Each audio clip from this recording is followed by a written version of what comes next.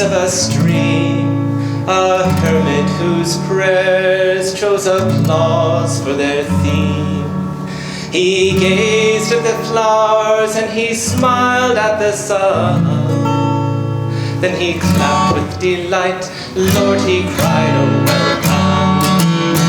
Well done, Lord, oh, very well done. The mountains have laughed with the cheers he clouds, the fields smile to welcome the sun. All nature sings praises aloud. The fields smile to welcome the sun. All nature sings praises aloud. The trees stand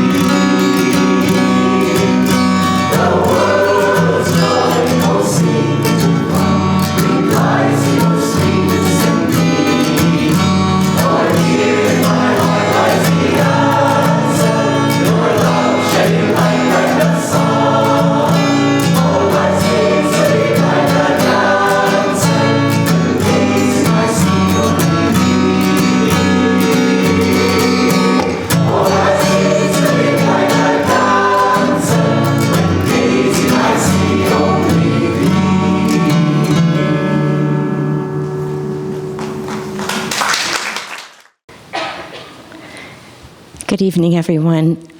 It's a privilege and a joy for me to be able to introduce Nayaswamis, Jyotish and Devi to all of you. I can't really tell you where they're here from because I think at this point in their lives they would tell you home is wherever they are. They're great global travelers these days, serving as really spiritual teacher and friend to seekers and students all over the world. Swami Kriyananda, who's the founder of Ananda, used to sign a lot of his letters saying, "In divine friendship," really referring to the most elevated way of befriending somebody and relating to them. And I think we can say that Jyotish and Devi are divine friends to people all over the world. Swamiji would be very happy about that. Jyotish tells a story of knocking on Swami Kriyananda's door in 1967 when he was living in an apartment in San Francisco. He had heard about Swamiji, knocked on his door. Swamiji opened the door, welcomed him, and said, "I'm working on a project. Would you like to join me?" And here we are 50 years later, and Jyotish and Devi are carrying on that project of all of the teachings of this great Indian teacher, Paramhansa Yogananda. Swami Kriyananda was a direct disciple of Yogananda, spending the last 3.5 years of Yogananda's life with him, and then spent literally every minute of the rest of his life trying to spread those teachings. Jyotish met Swami Kriyananda in 1967. Devi met him in 1969. And I think very much like their teacher, Swami Kriyananda, have lived a life to this very moment of selfless service and great devotion to the teachings of this great master. And as I said, really traveling all over the world, sharing this teaching with thousands and thousands of people. I will just say that they spent so many years as a student of Swami Kriyananda, who had an amazing ability to share the teachings of Yogananda in music, in words, in the way he befriended people, the way he related to everybody. And then Jyotish and Devi were exemplary students. So here they are, all these years later, really helping Ananda to continue to grow and expand with great inspiration, hearts wide open, great wisdom, just really carrying on in every way the tradition of Swami Kriyananda. So it is a great privilege to have them here tonight. They'll be speaking about Kriya Yoga, a path to self-realization, and I'm sure they'll find many ways to tell you, whether we know it or not at the beginning of the talk, it's what we're all looking for. So thank you very much for being with us. Thank you, Shanti, for that beautiful introduction, and thanks to all of you for coming. In fact, next month, just about exactly a month from now, I will celebrate the anniversary, the 50th anniversary of that day that I met Swamiji, and it's been a wonderful, wonderful life. I'm eternally grateful to his guidance and to the life that we've been able to lead. In India, if we were having this program, we would start by lighting a lamp, in other words, bringing in the light into the room. But that isn't quite our tradition, but we'll start by inviting the masters to come in. So let's all pray together. Heavenly Father, Divine Mother, friend, beloved God,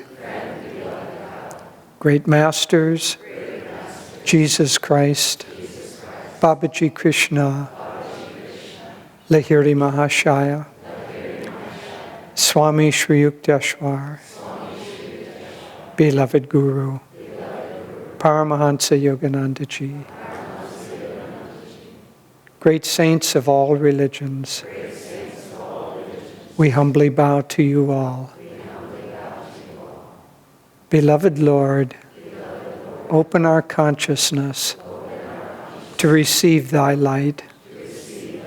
Open our hearts that we can feel your love. And use our hands and feet as thy servants to help bring thy love, light, and joy to everyone we meet. Om, peace. Amen. And I would like to invite the singers to come up. High in the sky, who would hide from heaven's glory? Who would pass the challenge by? La la la la la la la la la la la la la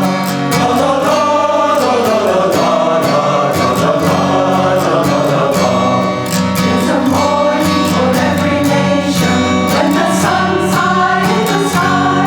There's a time for every people to affirm their destiny.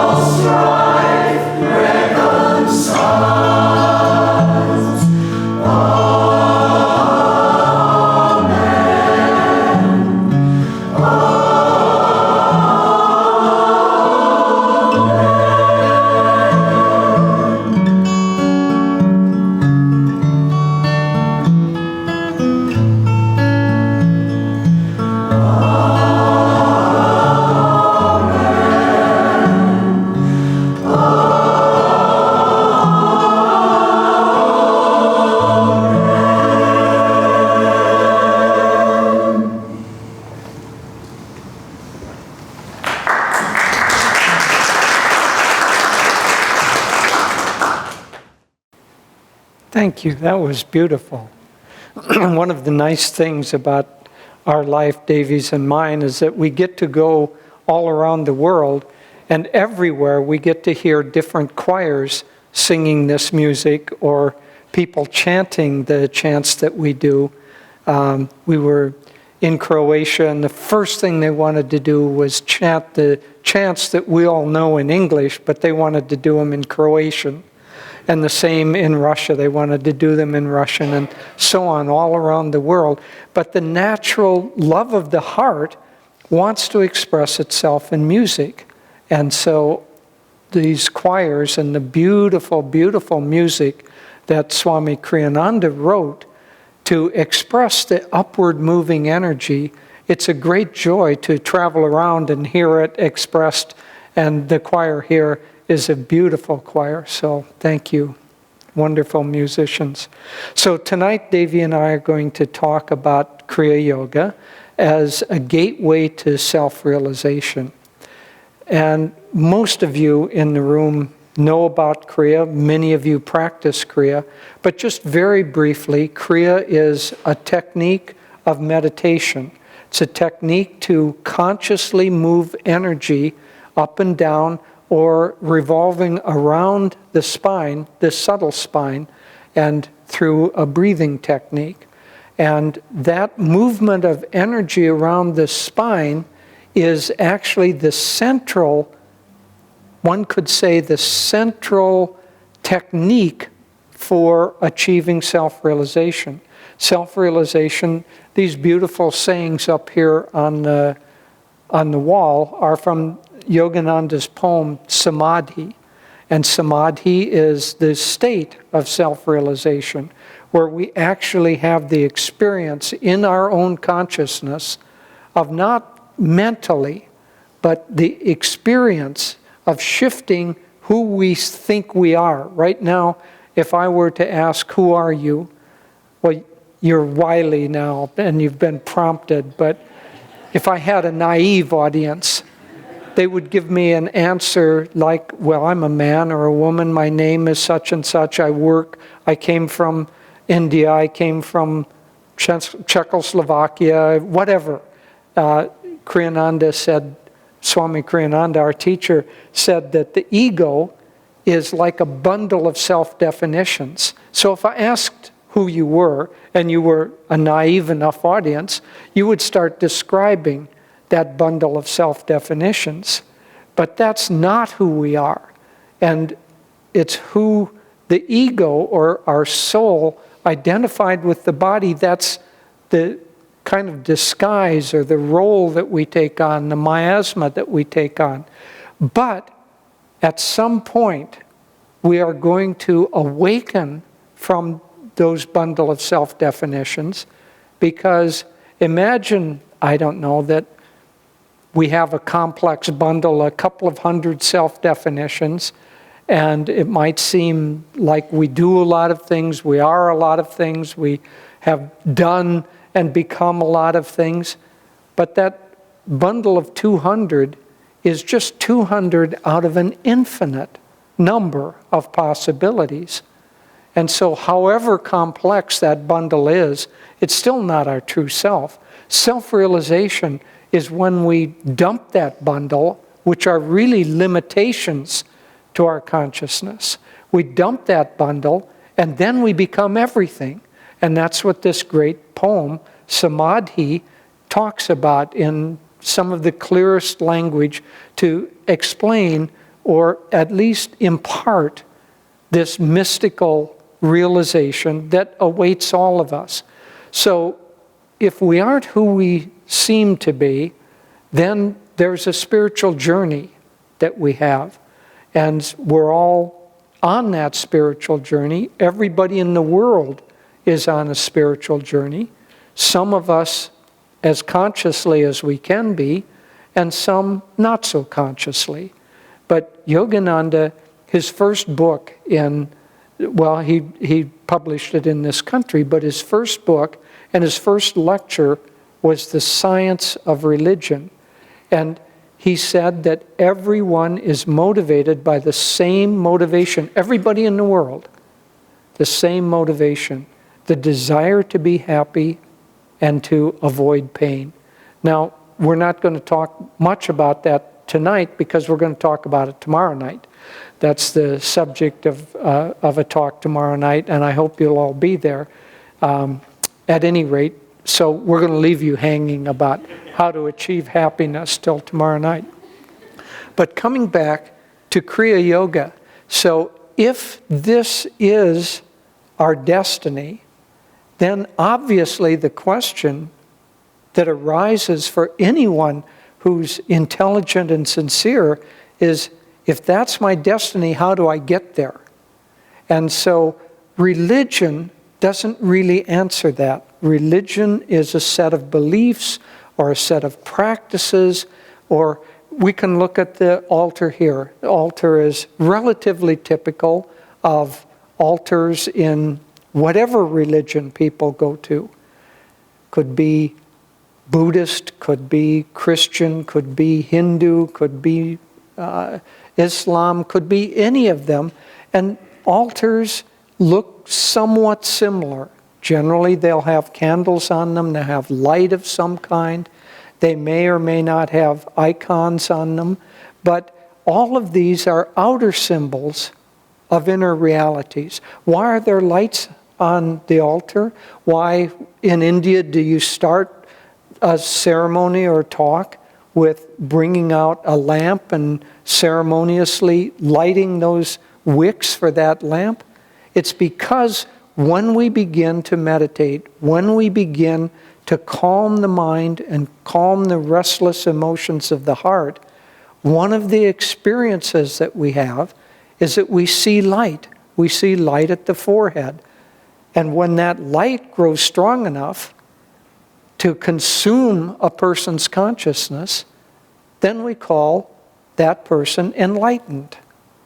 And so these universal truths are there. And so Kriya Yoga is, one might say, a method of exploring the universe to find these universal truths.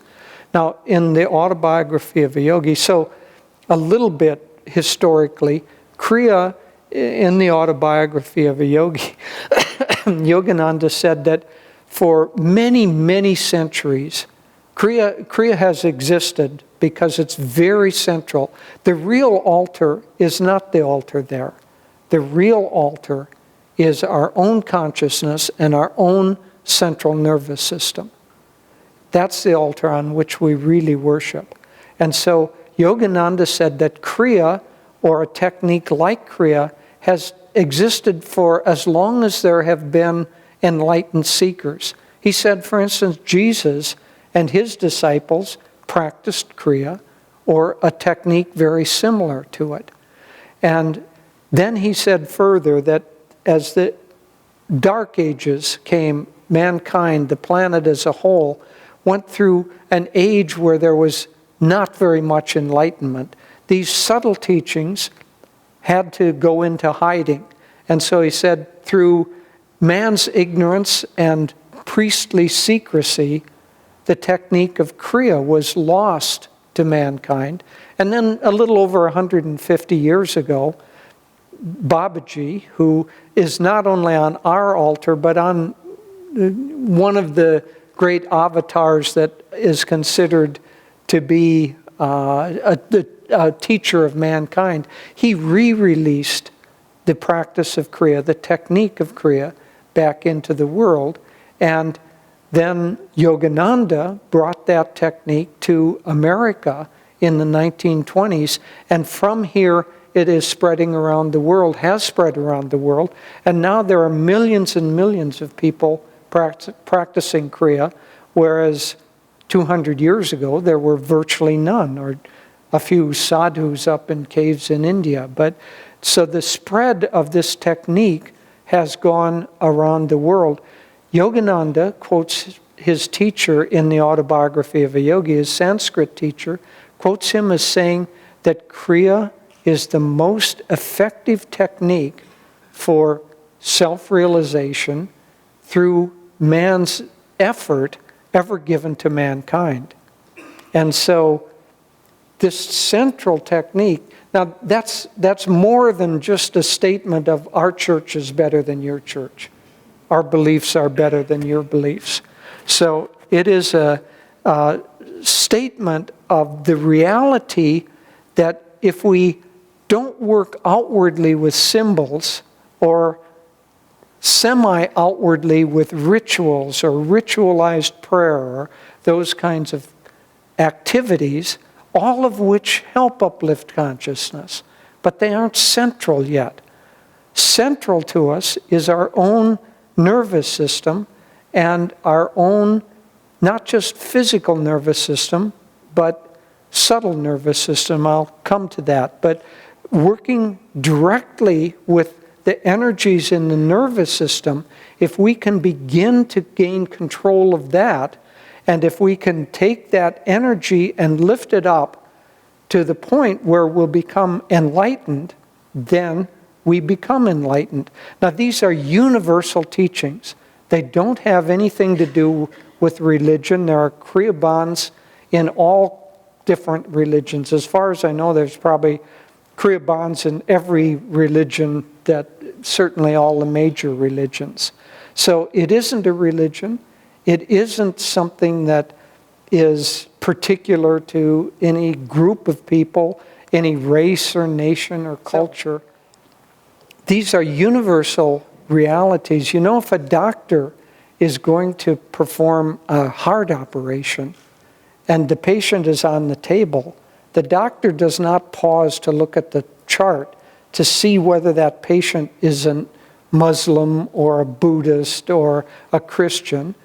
The heart, the body is the same. And these exterior definitions, these bundles of self-definitions that we take on, are only on the surface, and they aren't universal. So the Kriya technique is a universal technique because it works with us as we have been created, as we have been produced.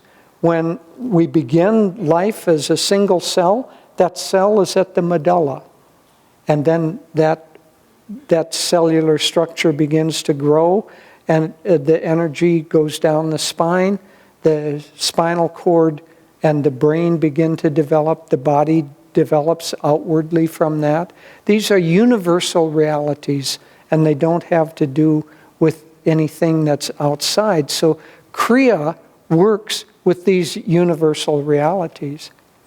But I have some bad news for you. Reality is not really real. At least the reality with which we relate to things is not really real.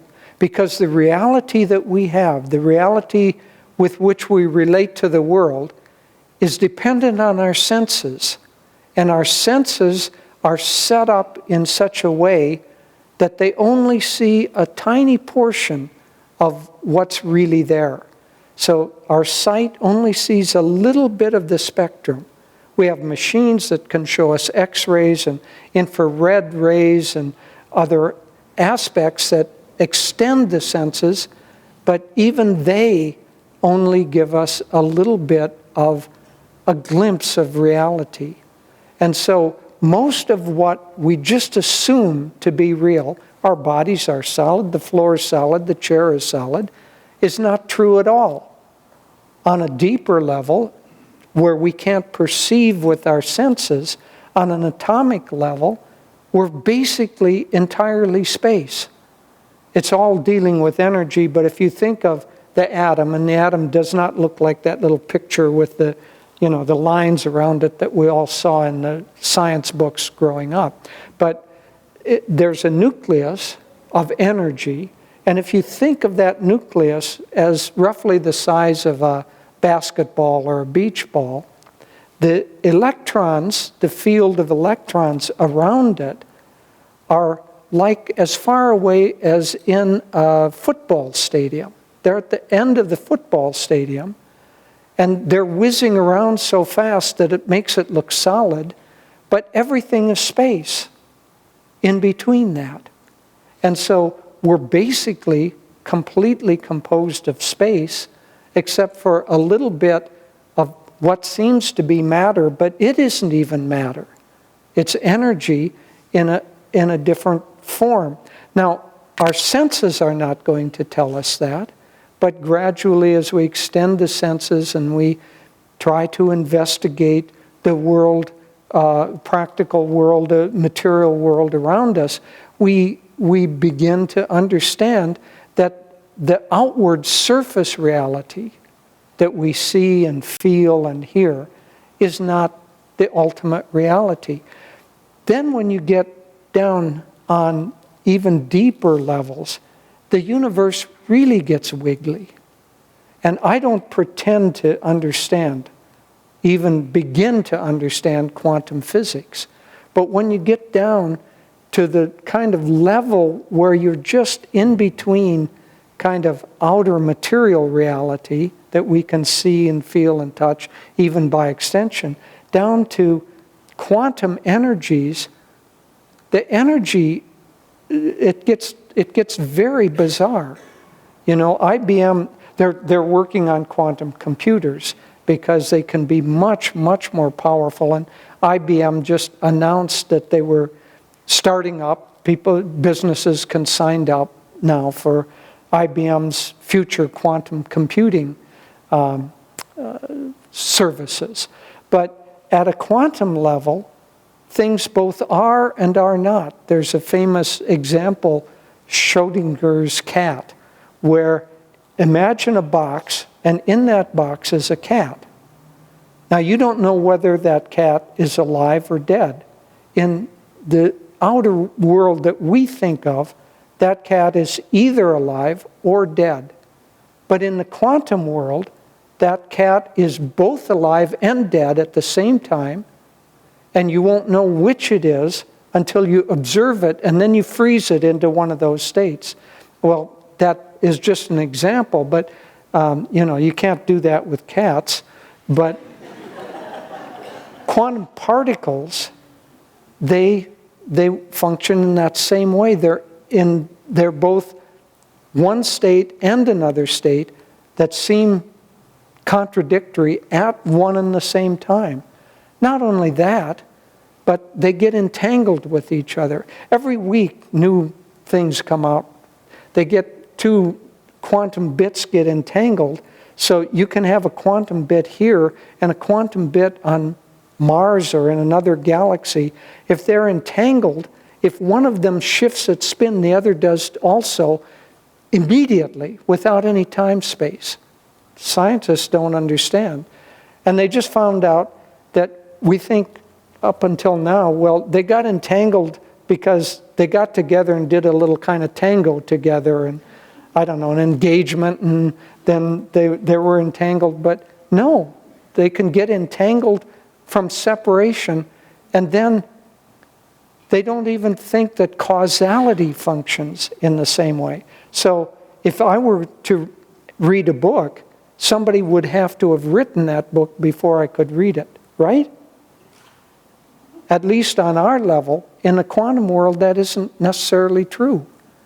That causality. Anyway, I don't begin to understand it. I don't even understand how IBM can get all those itty-bitty little cats to behave themselves inside that computer. And but what I am saying is that the universe of reality that we think that we understand is not ultimately what's going on. And so how do we find out what's going on? Well, we can't find it with instruments except the instrument of consciousness.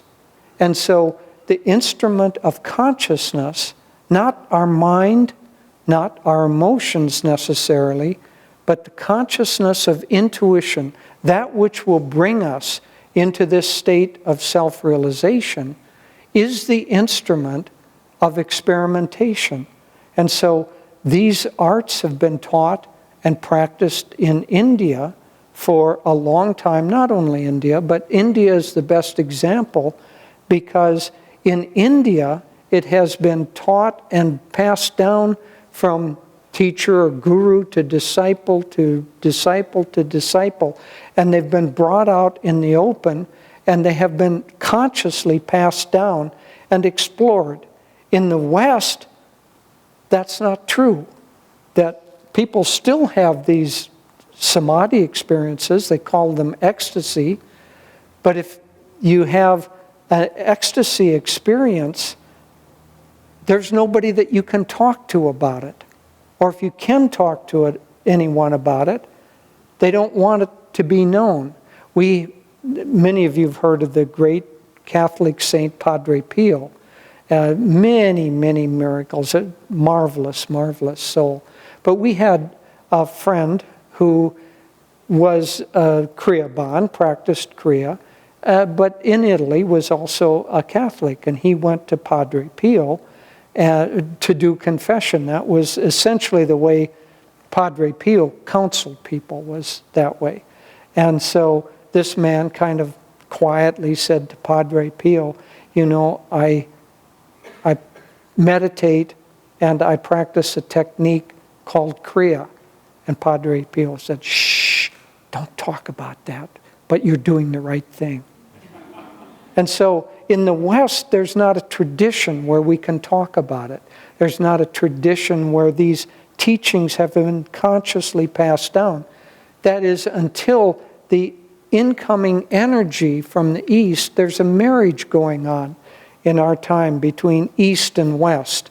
And Yogananda said that this is necessary, this marriage between Western material efficiency and Eastern spiritual, mystical efficiency. Those two need to come together now. And by coming together, both cultures will be stronger and more uplifted. In fact, he said, there are many American souls being born in India, which is why when we travel to India, we see all kinds of malls and jeans everywhere. We're the only people in India that dress like this. It's not quite true, but everybody else is in jeans and T-shirts, and we're going around kind of in semi-ancient Indian clothing, and they respect it, probably think we're a little strange, but so he said many American souls are being born in India, and many Indian souls being born in America to bring about this coming together. Okay, so if that's happening, and if reality on a kind of outer level that we accept as reality, if that isn't ultimately what's going on, then how in the world do we find out what's going on? The experiment and the study of it, the exploration of it, has to take place for every one of us.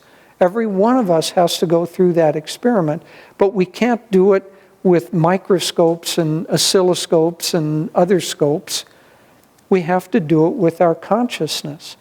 But how do we do it with our consciousness if the consciousness that we're working with is already caught up, already died into the delusion of unreality?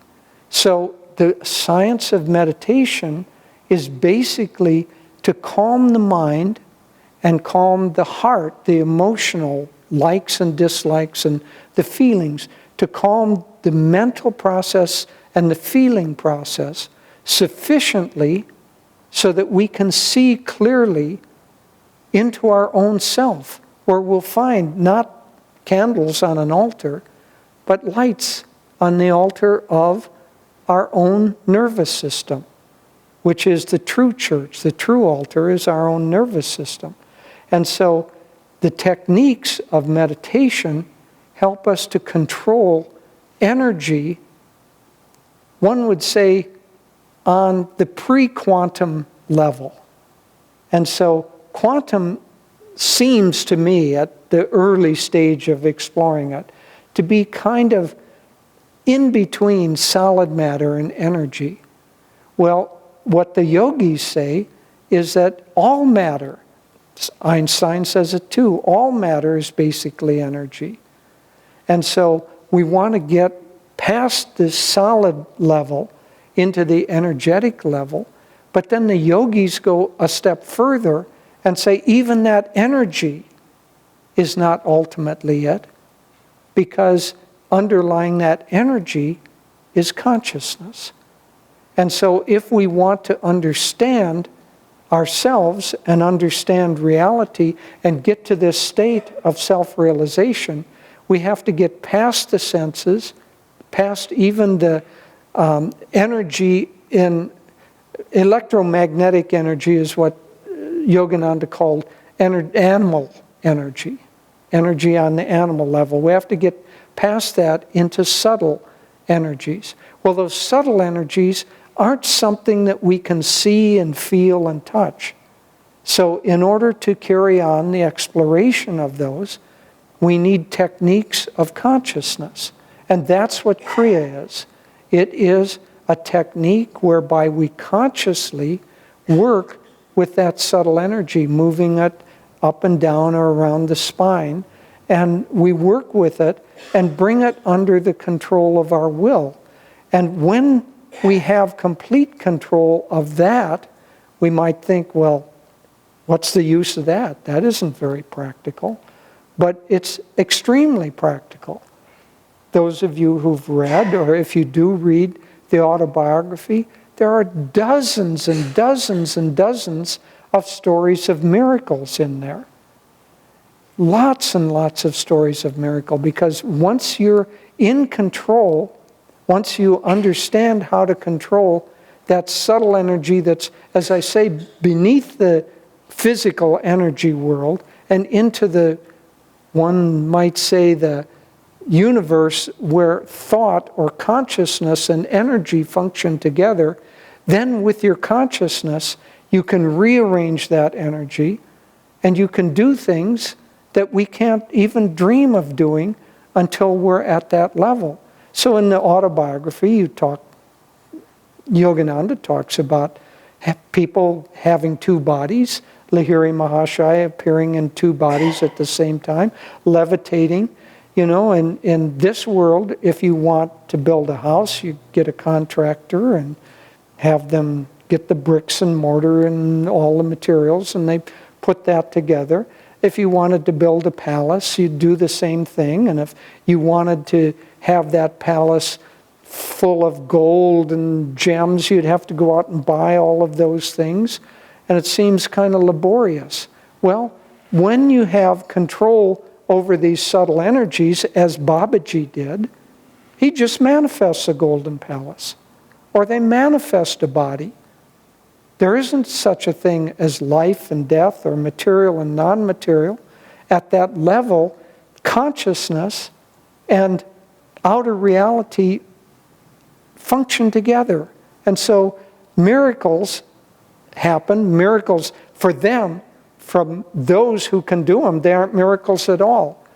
They're no more a miracle than us turning on a television set. You know, that's a miracle. We don't understand that. They do understand it. They manifest the television set before they turn it on. Actually, I don't think they watch television, so they have other better entertainment. Nonetheless, they are in control of those energies, but why, if you're in control of those energies, do you want to muck around in the physical level? If you can manifest a golden palace and manifest gems and diamonds and jewels, why do you want to go to a jewelry store to get those things? Or why would you even have that desire to do it? You don't. It just falls away. At that level, what you're after isn't on the physical level. It's on the level of consciousness. And what you're after is not contained in any kind of a bundle of self-definitions. It is expanded completely until you, in your own consciousness, drop all of those bundles and you become one with everything that is, everything that has been, everything that will be. Everything ultimately is produced out of consciousness, out of not our egoic consciousness, out of the Creator's consciousness, out of God's consciousness. Everything is produced out of that, including us. And the goal, ultimately, of life, since that's what's produced the world, the goal of life is to come back to that original state. And Kriya Yoga is the most powerful technique that we have in order to do that, because it works on our own inner systems of knowing. The physical spine, the physical brain. Do Kriya Yoga, your physical brain will change. Your physical spinal cord will change. But if you do these things, practice Kriya, what really happens is that your consciousness expands and you become one with everything. Good evening, everyone. I want to thank our incredible signer. We've been translated in many different languages, but this is the most beautiful, I must say. It's really a dance. Well, I want to carry on in this theme that Jyotish has started, and I thought it would be fun to use an example from popular culture. And several years ago, a very interesting science fiction movie came out called The Matrix. And in The Matrix, there were some very interesting points about consciousness that were made. I won't go into the details. Perhaps many of you have seen it, maybe not all of you.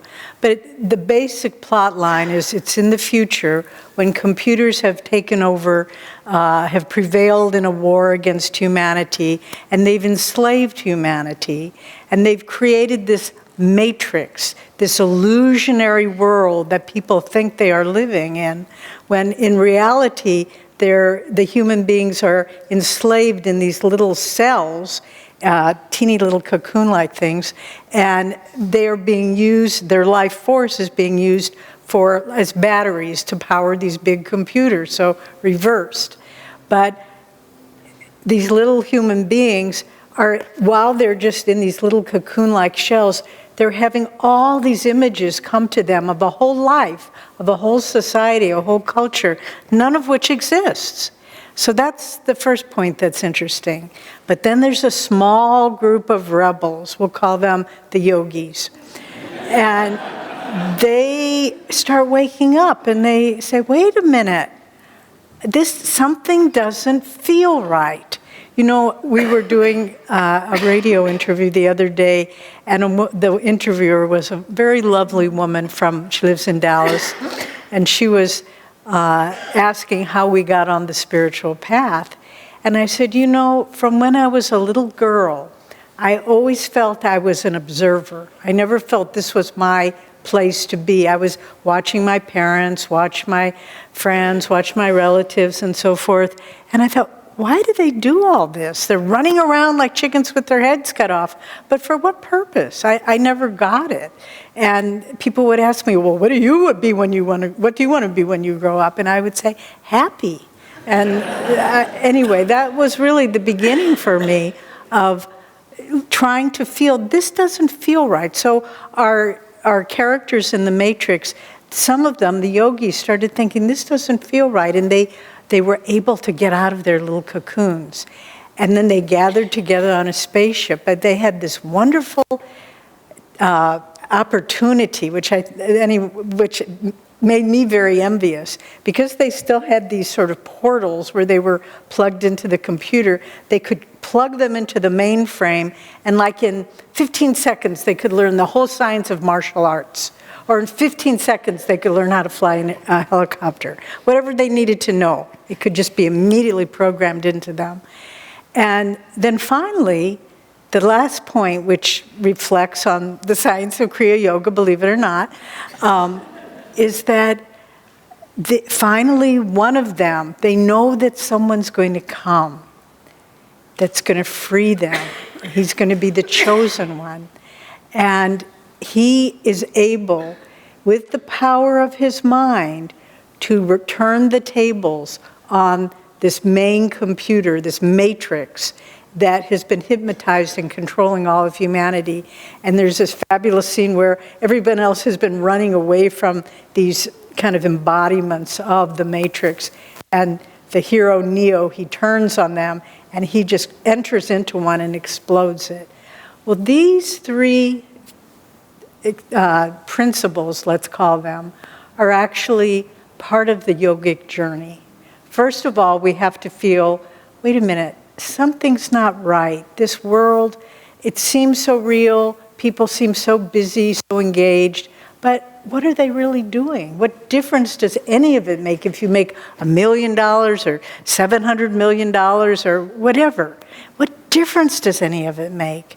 And then you start realizing, you know, I don't think I'm even beginning to tap my own potential. I remember as a child, I could absorb things flawlessly and permanently, and I'm seeming to lose that ability. I feel like there's so much more of my consciousness that I'm not using. And then finally, and this again comes to the Science of Kriya Yoga, we get to the point where we say, I want to break out. I want freedom. I want to see truth. I want to see reality. And I want to help other people to do that too. And that, in a nutshell, is why the great masters brought us Kriya Yoga.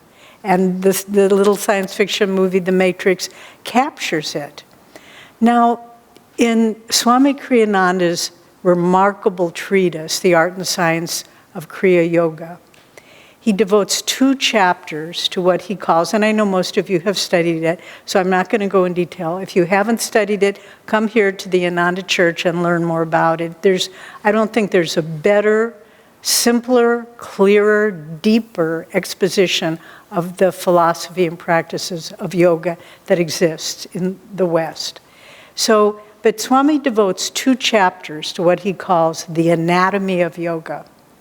And it's just what we've been talking about, that yes, we have a physical body, but we also have an energy body. We can call it an astral body. Some people can see the auras or the astral bodies. You know, when they do Kirlian photography, what they're showing is the astral body, and it's beautiful.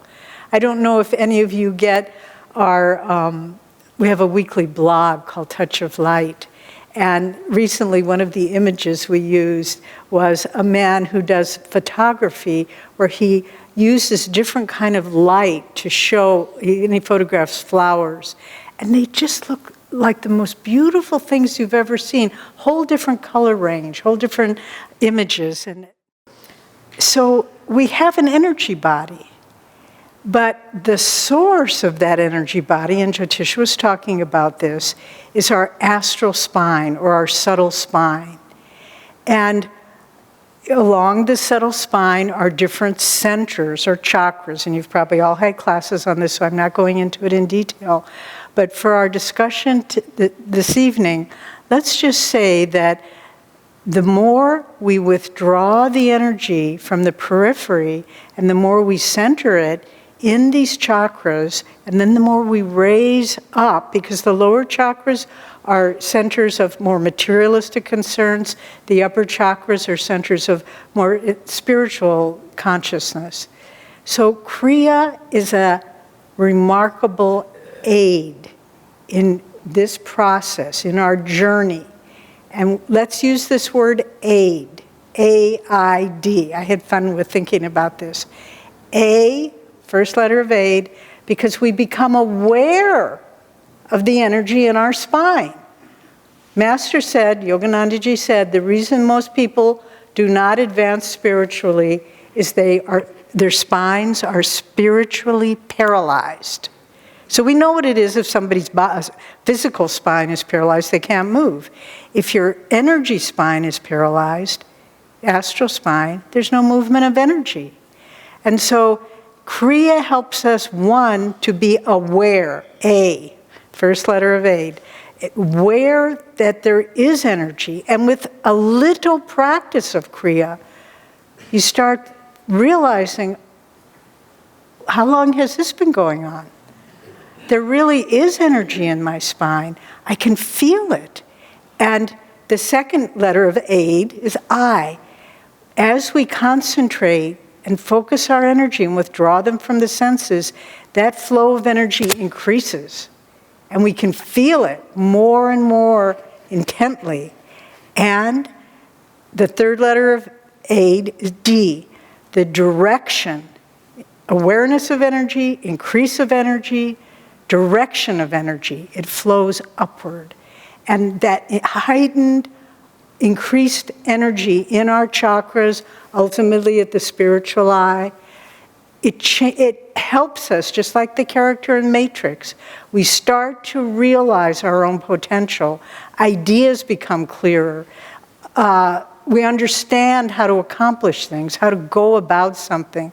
We have a woman who moved to Ananda village in the last few years, and she's a genius of financial visioning. And we've been going around, running Ananda for nearly 50 years, and different little systems, financial systems. This woman came, and in a couple of weeks, she just observed, and she put it together in a whole other way. And we're having a hard time understanding what she's doing, but we're running as fast as we can behind her because we realize she's working on a higher level than any of us were working on. And so bringing this aware, increased, directionally flowing energy to the higher centers, we begin like Neo in Matrix to realize I can do a lot more than I thought I could do. And, we have people, you have I'm sorry, I hope I don't embarrass you, Heidi, but we have many wonderful teachers here, and Heidi is a yoga teacher. I bet if someone told you 10 years ago, you're going to be teaching yoga and training other people to teach yoga, you would have said, you got the wrong person. But it's true of all of us.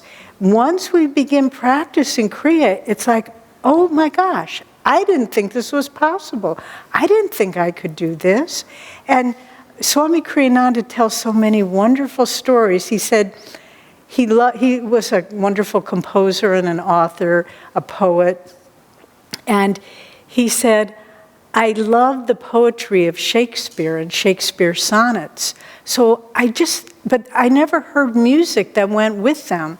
So he said, I never studied music. I never even heard Elizabethan compositions, musical compositions. But I tuned into Shakespeare and the melodies just came.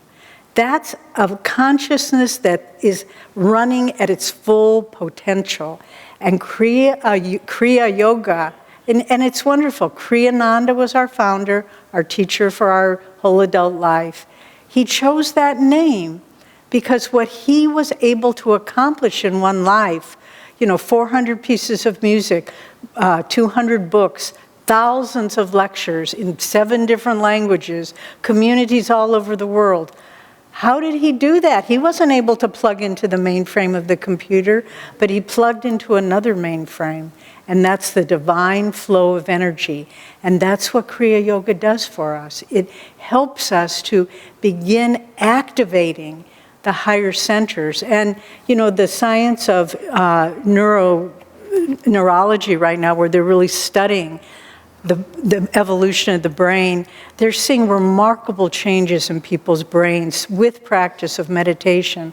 I don't think yet a study has been done on Kriya Yogis, but I would love to see that done sometime, because it's for those of you who don't have Kriya, keep going as far as you can till you get it. Maybe you can't say, oh, maybe that's a little too far for me.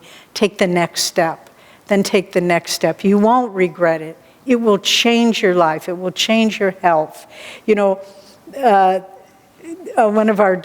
a medical doctor in the community, and he said Kriya Yogis are from 10 to 15 years younger biologically than the average population. And it's because of that increased, intensified, uplifted energy. So when we begin to be interested in Kriya, the gateway to self-realization, there's one very important component, because otherwise it can just become mechanical. And that's, we need to understand that there's a divine play going on in the world right now. doesn't seem very pretty right now. In fact, it seems kind of scary to me right now, and I think to a lot of other people. But remember, humanity is evolving, and at this point in time. And part of that evolution is this science of Kriya Yoga. Why was it given right now? Why wasn't it 1,000 years from now? Or 500 years in the past? It was given now because the need is now. Because people, we, not people, you, me, Palo Alto, California, United States, Britain, everywhere, people need a tool to break through the hypnosis of Maya. We're not going to get the reality from the newspapers and the media. We've got to feel it within ourselves. We have to break through this miasma, the matrix that says, you see bumper stickers that say, he who has the most toys wins. Well, I say he who has the most joy wins. Because that's why we have Kriya Yoga now. It's not just for us to sit in our little meditation rooms or come together with in our churches. It's to be a dynamic force for cultural transformation. And each one of us need to appreciate the fact, if we never teach, if we never tell anyone that we do yoga and Kriya Yoga, it doesn't matter. We are living in a flow of upraised energy, and it affects everyone around us. Every April, for the month of April at Ananda Village, we have a beautiful display of tulips. We plant between 15 and 18,000 tulips every year. And we dig them up in the fall because they don't bloom true every year. And it's a glorious thing, and it's open to the public, these beautiful gardens. Last year we had 8,000 people visiting us from all over California. But I was looking at the news the other day on the internet, and there was this headline and that headline: corruption, scandal, secrecy, no integrity, divisiveness, all the, and I was, oh dear, oh dear, oh dear. And then finally, my Google News page is personalized, and the very last little, locally for Nevada County where Ananda Village is, the last little news item was, Tulip Festival at Ananda Village. And I thought, wonderful. Somehow this is getting out there.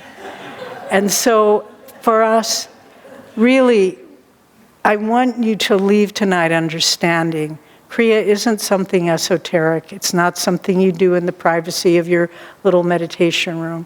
Kriya Yoga is the antidote to the problems that the world is going through right now. And we are part of the cure. Those of us who practice Kriya Yoga, who live it, who live in a state of uplifted awareness and higher energy, we have a responsibility now to, Christ said in the Bible, don't hide your light under a bushel, but let it so shine forth that it does glory unto our Father who art in heaven. We need to let the light of Kriya Yoga shine now, every one of us. Maybe not with words, but with our soul. And we need to touch everyone we meet, the downtrodden, the fearful, the sorrowful, the confused, the depressed, the dying, the impoverished, the disempowered. We need to touch them with the light of Kriya Yoga, because this is why the masters have come to the world at this time. And it is why we have been drawn to these teachings at this time. So we join hands with you in this great movement of human evolution that Kriya Yoga represents. Thank you.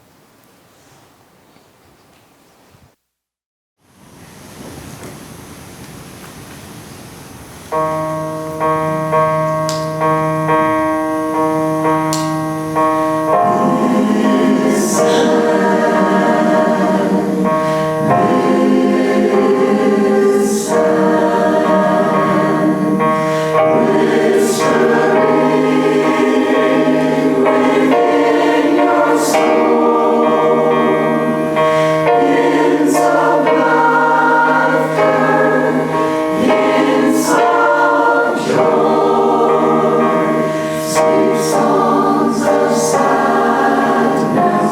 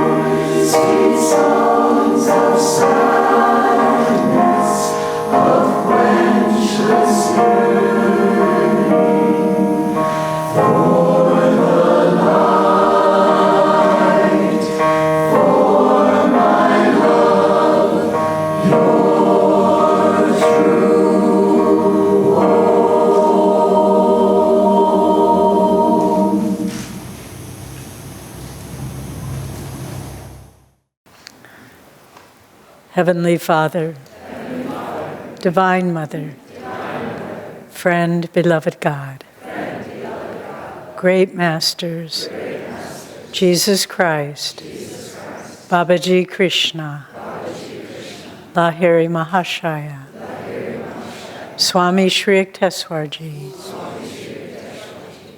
beloved Guru, Paramhansa Yogananda, Saints of all religions, humbly we bow to you all.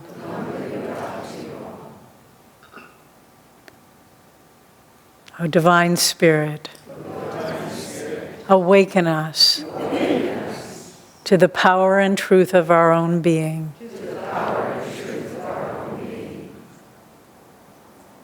May we see thy face, thy love and joy, shining through all the clouds of sadness.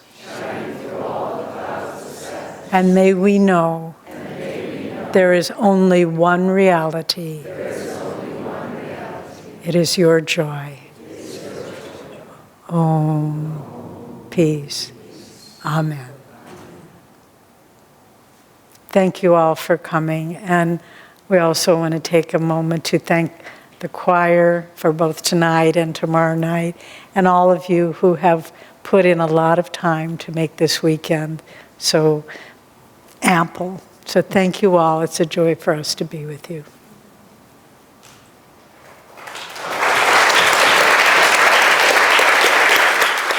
Thank you. If you'd like to talk tonight, just wait till you hear what Devi has to say tomorrow night. Thank you.